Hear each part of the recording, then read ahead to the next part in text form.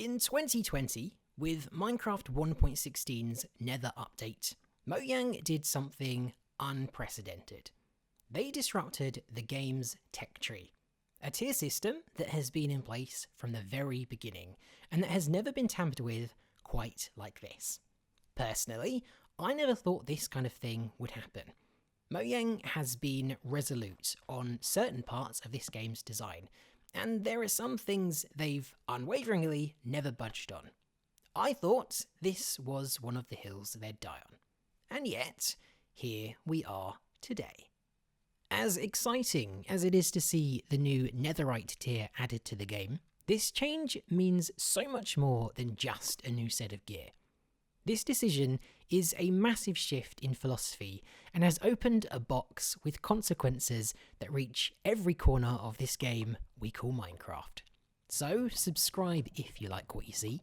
I'm Simply Sark, Diamond is dead, and the future of Minecraft is suddenly looking a lot spicier. To understand why this is so surprising, and why the addition of Netherite is much bigger than the sum of its parts, we need to look back into Minecraft's past. From practically the get-go, Minecraft's tier tree has looked like this. Wood, stone, iron, gold placed dubiously somewhere around here, and finally, diamond. This was the progression set by Notch, and it has remained untouched throughout it all. Why it's remained like this is an interesting question, and it has all sorts of different answers.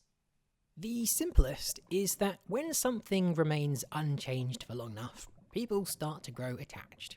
And the longer you put off doing anything, the harder and harder it becomes to prise those roots out of the ground. For good or bad, the Minecraft tech tree became iconic for how it worked.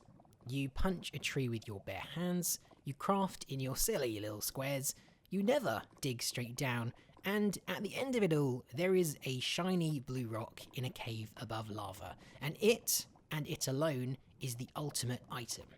The actual gameplay structure became part of Minecraft's brand itself, and you do not mess with your brand identity without a very good reason. One of the more interesting points is about how Minecraft's progression isn't actually that important. In fact, it's kind of intentionally unimportant.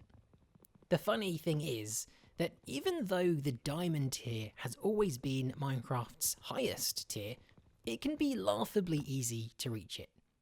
It presents itself as the end game, but with a touch of luck and planning, you can actually get diamonds in your very first day, under 10 minutes, or even less if you're really fortunate.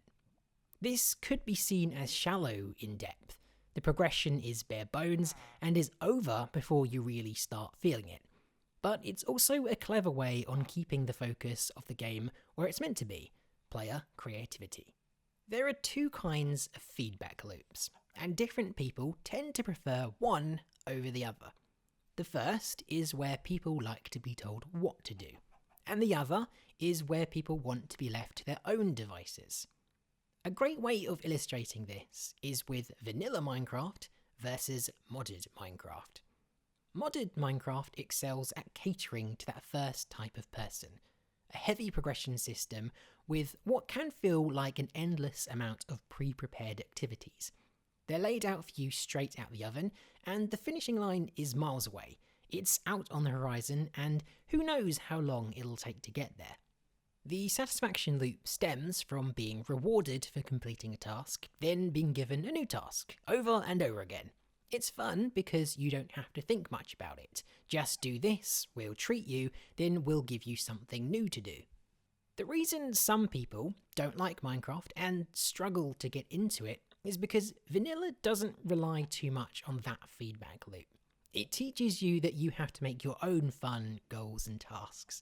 And some people don't like that. They want to be told what to do, they want a clear path to follow. But for people who enjoy that freedom and independence, they're essentially given a different kind of satisfaction loop. Because the only limits are your imagination, there's theoretically never an end, as long as you can think of something to do. This is the reason some people can play Minecraft for years without ever getting bored. While Modded offers much more tangible content, it instills this idea in your mind that you're only having fun when there's that next shiny gadget coming up. And when you literally do get to the end, regardless if it took weeks to get there, there's now nothing left to do, because the game was teaching you that it would feed you, not you yourself. If we return to our main theme, you can see how Minecraft's original tech tree encouraged that sort of independent mindset, and it makes sure not to distract you for too long. The journey to Diamond tier isn't stretched out, and by reaching it quite early into the game, it doesn't facilitate this hand-holdy feedback loop. You get satisfaction for making your own choices and seeing them to completion, not because there's 100 new tiers you still need to work through. It could be argued that by abolishing this long-established precedent and expanding the equipment tiers, you're encouraging an expectation in players' minds that the game is about hitting hard milestones and not making them for yourself. Of course, this simplified tier system has downsides too, and it's the core reason that many other aspects of the game have been bottlenecked as a result of its existence. As to not displace Diamond as the top dog, the concept of enchantments was created. This was a good compromise that allowed the game to protect its branding and convention, but also buff up tools, weapons and armour to ease parts of the game players felt were becoming a little tedious. While this worked quite well, eventually people started getting hungry for new content again. But Mojang had backed themselves in the corner a bit. They couldn't really push more and more enchantment levels without the game just becoming an enchantment manager, but they also didn't want to add new tiers. This is where the biggest flaw to the lightweight tier system kicks in. The tiers don't have enough breathing room from one another to differentiate themselves. Because block hardness can be defined on a scale of wood to diamond, that means other tool types also need to adhere to this small scaling system. The difference in strength between a wooden sword and a diamond sword is actually quite marginal. In fact, if you look at it from iron to diamond, that line becomes extremely blurry, to the point that diamond, the top tier, doesn't have that much advantage over the much more common iron tier. There's the added insult that because these tiers were designed to be so close together, it's hard to justify retroactively introducing mid-tiers between the existing types. And because they'd used the enchant system to create secondary properties like Fortune and Silk Touch, they'd lost the ability to create meaningful offshoot tiers via perks like that. If a new pick was added with the ability to insta-smelt iron and gold ore, shouldn't that just have been an enchantment instead? However, the issue runs even deeper into the game. The scaling problem is a major factor as to why Minecraft combat feels so bland. With such a small damage scale to work with, it's difficult to create interesting exchanges, because the variety in enemy health points needs to be heavily restricted. Most Minecraft enemies have about 20 health points. Stone, a tier that can be reached in the realm of a minute, deals 5 damage. Sharpness 5 diamond deals 10. The difference in blows required to defeat the most common health point type is 2. From the beginning of the game to the end, the breadth of combat is a difference of 2 blows. And because the damage output is restricted by the tier system, this also means enemy health can only go so high. An enemy can't have 1000 health points because even a sharpness 5 diamond sword would take too long to get through it. But that also means lower tier weapons are still decently effective against what should be high level enemies. Combat is unrewarding because the game has to fit the entire cast of enemies, early and late game, into basically the same damage scale. And it's unsatisfying because it doesn't feel like you needed to progress much to be able to beat them. There's also an issue Minecraft has related to loot. A lot of the time, it feels like the game doesn't know what to give you as a prize, and some rewards seem rather stingy and uninspired. You get through a woodland mansion and you don't really feel like you've been given much, and this all stems back to the tier system. If in cities, the final challenge at last actually get to give you the best tools the game has to offer, then what do you feel in the loopholes everywhere in between? You get to a village, this is an early game thing, and you're rewarded with iron tools. Wood and stone would be too worthless even then, so iron's where it's at.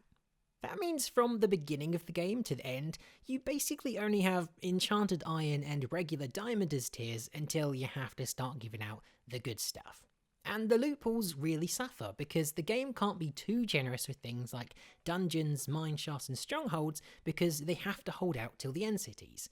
And this begs the question, if new, later game content were to be added in the future, what can you offer the player now the city's already maxed out the loot pool? The solution Mojang has to these problems seems to be they're gonna need to relent and come up with some creative solutions to the issue. That means rocking the boat and messing with long-held conventions, but it also means navigating carefully and approaching things cleverly. While Netherite is a new, stronger tier than Diamond, it was also designed to complement Diamond rather than completely oust it. Netherite isn't wildly faster at mining, and it doesn't deal crazy more damage. To make sure Diamond wasn't made irrelevant, Netherite leans on secondary enchantment-like perks such as reduced knockback and lava resistance. These are nice to have, but not outright essential. They've also made Netherite pretty darn hard to find and forge, and technically speaking, it's actually a derivative of Diamond gear, so Diamond can't be skipped like how players often skip Gold. Overall, I'm glad to see Mojang are still open to new ideas, and are willing to push the boundary when necessary. Netherite mixes up the meta, and with it, could see even more unexpected surprises in the future. But anyway, that's pretty much all I have to say on the matter for now. Let me know your own thoughts on the new tier and what you think this means for the future of the game. But again, thanks very much for watching. I've been Simply Sark, and I will catch you in the next one.